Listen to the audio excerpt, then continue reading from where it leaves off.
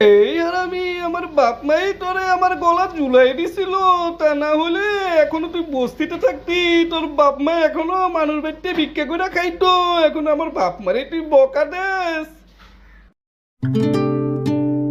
এই তোমার আমি আগে ভাগে কইয়া রাখতাছি, এবারে ঈদ কিন্তু গ্রামে গিয়ে আমার বাপ মার সাথে করতে হইব।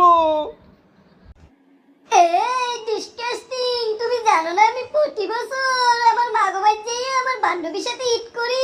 ওইখানে ঈদ না করলে আমার ঈদই হয় না। তুমি যাই না শুন না কিভাবে এই কথাটা কইলে আমারে?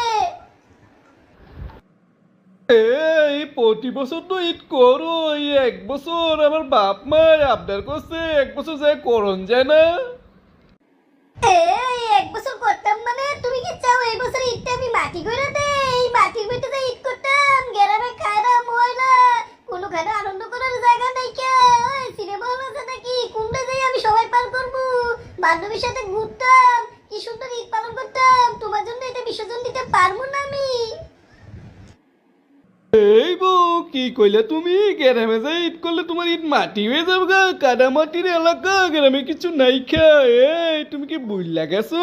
তুমি আর তোমার বান্ধবী কোথায় বড় হইছো, কোথায় ছিলে? বস্তিতে ছিলে। তোমার বান্ধবীর বাপ রিক্সা চালাইতো। আজকে আমরা বিয়া করাতে তোমরা উন্নত হইছো, এখন এই কথা শোনাইতেছো আঙ্গুরে। এই স্বামী, তুমি আমার এত বড় কথাটা কইলা, ওই পুরোপুরি লেগে আজকে আমারে তুমি কোথা দিলে? আমার বাপের রিস্কে লইতো, আমি বস্তিতে ছিলাম, এসব কথা কইলা। তোমার বাপ মা কত খারাপ। এই হারামি আমার বাপ মাই তোরে আমার গলা ঝুলাই দিছিল।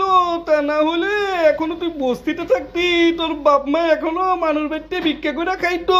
এখন আমার বাপ মারে তুই বকা দেস।